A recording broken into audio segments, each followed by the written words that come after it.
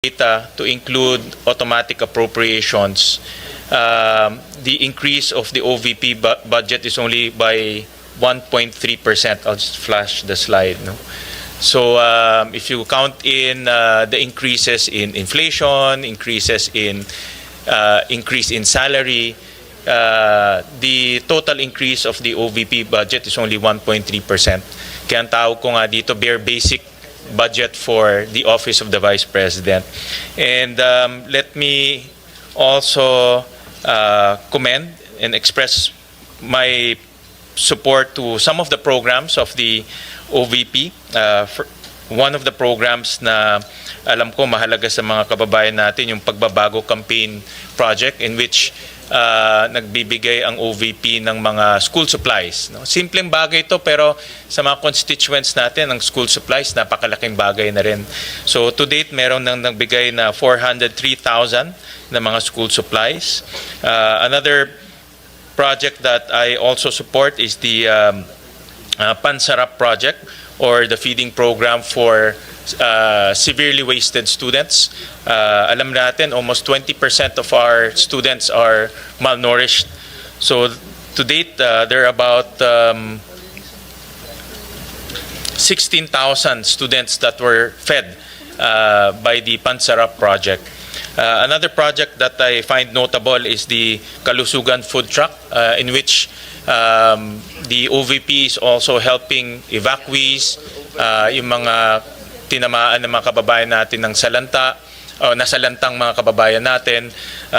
To date, they have already given 6,500 evacuees with feeding program and support. And another program that I find notable, yung RICE program, the Relief for Individuals in Crisis and Emergencies, nagbibigay ng bigas sa mga mahirap nating kababayan. Marami sa ating it's simpleng programa, pero napakahalaga dahil marami sa ating mga kababayan, lalo na yung mga nasa malalayong lugar, pumapasok ng eskwelahan ng gutom at hindi sila natututo. To date, 197,000 beneficiaries ang nabigay na ng RICE program ng ating butihing Vice Presidente, kasama ang kanyang mga kasamaan sa OVP. Alam ko marami pang mga programa, pero ito yung mga programa na para sa akin ay may kaugnayan sa edukasyon, at ang edukasyon ay isa sa mga mahalaga na advokasya natin, at ang ating Vice President bilang dating kalihim ng Department of Education, alam niya yung mga pangangailangan ng ating mga mag-aaral at mga estudyante. So I support all of these programs. So with that, we'll open the floor for manifestations. We'll start off with Senator Erwin Tulfo, who was here ahead of time. Thank you, Mr. Chair. My question now is, I noticed that from 942 million, binawasan po ito in-slash ng 902.8 million na lamang, nawala po yung 39.143 million.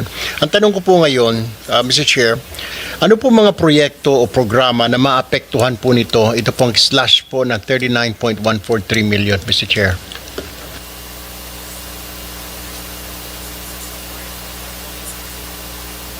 Mr. Chair, may I be recognized? Attorney Sanchez. Thank you, Mr. Chair. Your Honor, the amount that was not considered by the DBM only pertains to ICT equipment. So out of our original request, only a portion of that was included in the NEP.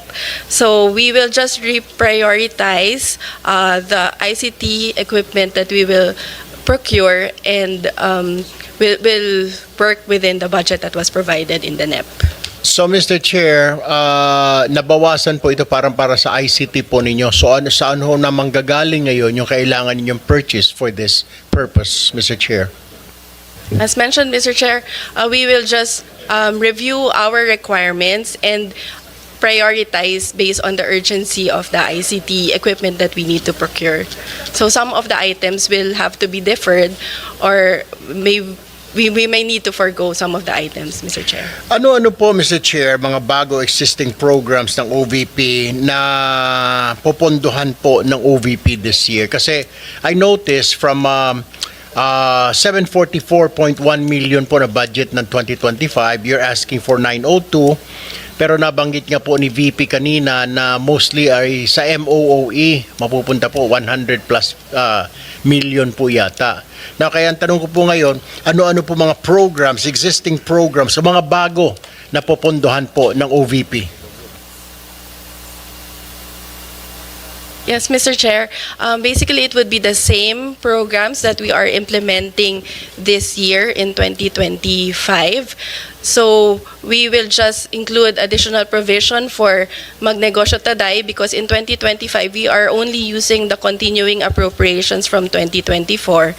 So part of the increase will also go to the procurement for disaster relief operations, Mr. Chair. Alright, Mr. Chair, and notice also, ongoing po ba ito, Mr. Chair, itong OVP program activities, ito pong Al-Janaza Kit Assistance, tsaka Sympathy Flower Program, is this ongoing or is this new program of the OVP?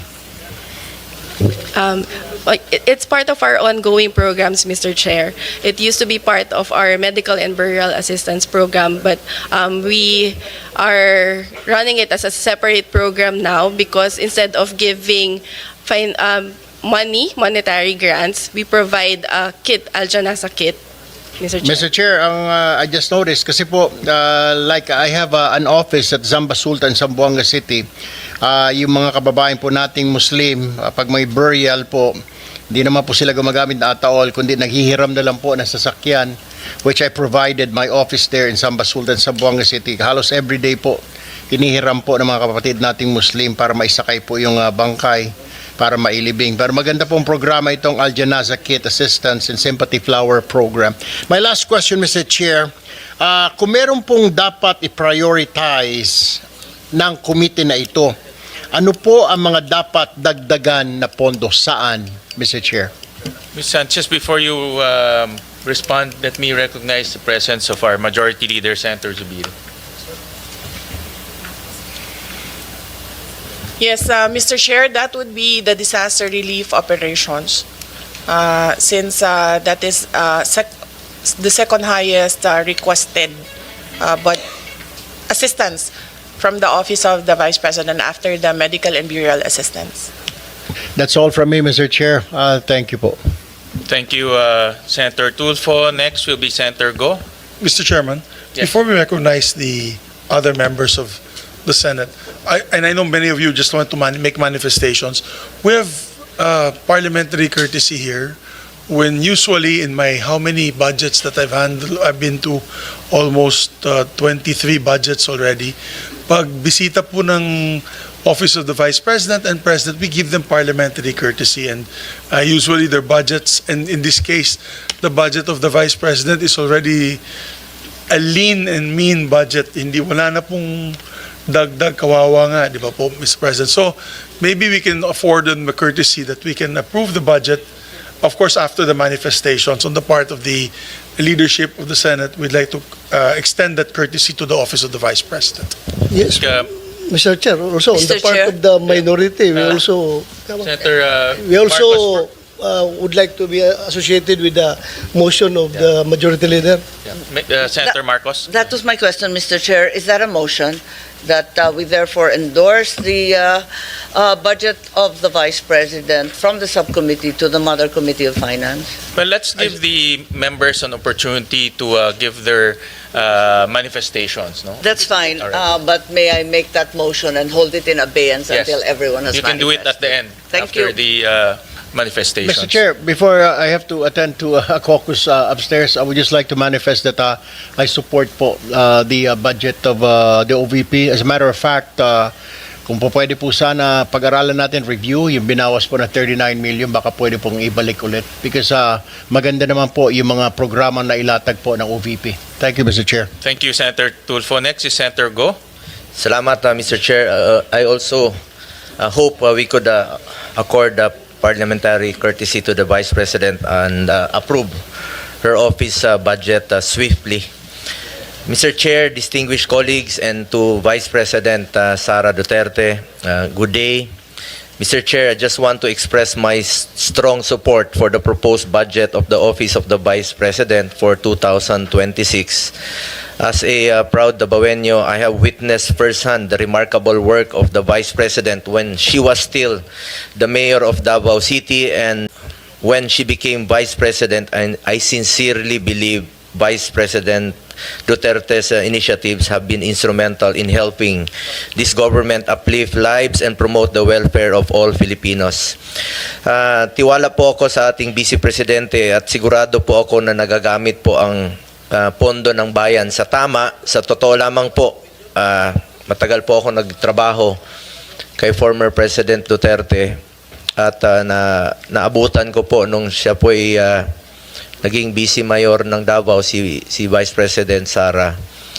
Kung stricto po si dating Mayor, dating Pangulong Duterte sa panggobyerno, mas stricto po si VP Sara. At alam ko pong magagamit talaga ang pondo para sa pantulong sa ating mga kababayan kesa naman po napupunta lang sa flood control, nagatasan po ng ilang mapagsamantala. Sa mga nakaraang taon, nagkaroon ng OBP na mga programang nagbibigay ng tunay na benepisyo sa ating mga mamamayan. From medical assistance to relief operations, educational support, pangkabuhayan programs at libreng sakay among others. Sa totoo lamang po itong libreng sakay ay atin rin po itong sinusuportahan in my own small way po. The Medical and Burial Assistance Program has assisted more than 187,000 beneficiaries when it was still given funding. In 2024, the OBP was able to distribute more than 144,000 to individuals in need. The Magnegosyo Taday program has given entrepreneurial opportunities such as livelihood assistance and training programs to various marginalized individuals and groups. The OBP has always stood ready to assist during disaster relief operations, having able to provide relief goods to disaster-stricken areas and assist more than 200,000 individuals. Nakikita ko rin po ito dahil ako mismo, umiikot rin po ako sa mga tinatamaan po ng bagyo. The OBP also has the Libreng Sakay program which has served over 1 million passengers in Metro Manila, Bacolod, Cebu, and Davao. Ito po yung nabanggit ko kanina na atin pong sinusuportahan. For this year, 2025, we push to restore the funding. For the record lang po, Madam Vice President, meron lang po akong ibabanggitin sa inyo.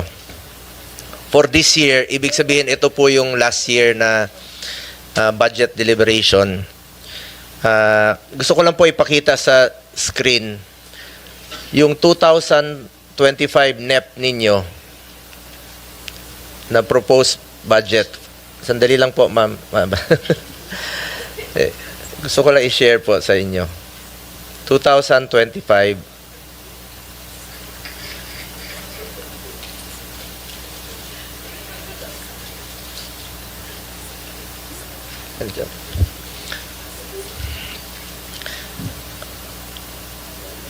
Hindi, yung 2000 NEP. Saan na yan? Ayun. Yung 2025 na NEP ninyo, yun po yung proposed budget ninyo for this year sa 2025. Pagdating po rito, after the GAB, ibig sabihin, after dumaan po sa lower house, ginawa pong 733 million.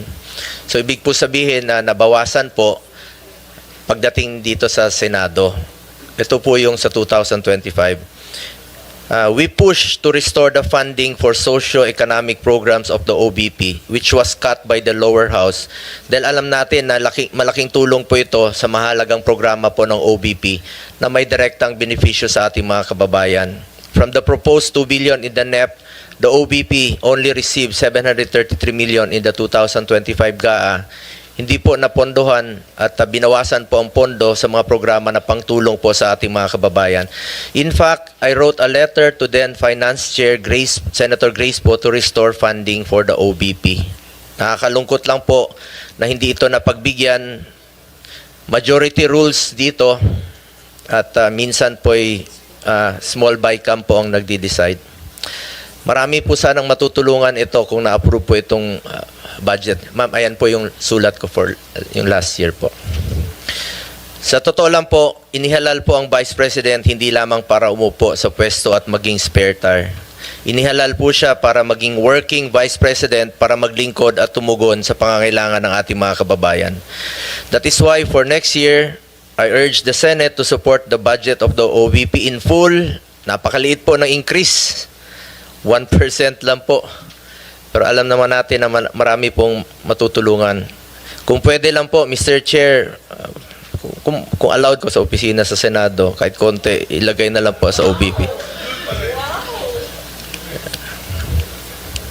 Mr. Chair, lahat tayo na sa gobyerno, public servants, we are meant to serve the Filipino people. Basic mandate po ang tumulong, lalo na po sa mga nangailangan ng social services. Nakikita ko po yan, mahaba po ang pila sa kanya mga satellite office. We must further empower and help BP's office to respond to the needs of the Filipino people, especially the marginalized sector. Muli, nais ko pong ipahayag ang aking suporta para sa budget ng OBP. Alang-alang na lang po sa mga kababayan nating mahirap. Let's support her to be a working Vice President. Maraming salamat po. Maraming salamat, Senator Go. Next is Senator Marcos. Yes, karangalan at ligaya ko na makasama sa ibang mga project na ito. Kaya alam ko na talagang magaganda at tulong sa ating mga mamamayan ang ginagawa ng OVP. Bilyon-bilyon ang naririnig nating na hinahatid na tinatawag na basura doon sa flood control. Kung tutuusin, wala pang 1 bilyon ang hinihingi ng OVP. Barya lang po ito, ibigay na po natin, dagdagan pa. At dahil dito, nagmotion na po ako na sana ipasa na natin at i-endorso na sa malaking komite. So, Mr. Chairman, if I may. So, there was a motion duly seconded by Senator Amy Marcos. I made that motion earlier. Of course, with the amendment that yung budget daw ni Senator Bongo, idagdag natin sa OVP. Kasi siya na mismo nag-offer, Mr. President. So, you can make that amendment in the budget para madagdagan sila. I so move, Mr. Chairman. Second the motion, Mr. Chairman. Senator Padilla, do you have any manifestation? Before I act on that, I know that you have my manifestation. Maraming salamat po. Sinusundan ko na po ang sinambit ni Senator Marcos at si How about Senator Zubiri. Yeah, thank you. Senator Estrada, before I act on the motion, any... Well, first of all, I Second. fully support the budget of the Office of the Vice President. And then I would like to associate myself again with the statement of Senator Bongo. Total naman, meron nagsabi ni isang senador na malaki insertion natin. Ibigay na natin sa Office of the Vice President para maging working Vice President siya. Thank you for that manifestation. There's a motion made by our Majority Leader and Senator Marcos, duly seconded by Senator Bato, Senator Padilla, Senator Estrada. Is there any objection?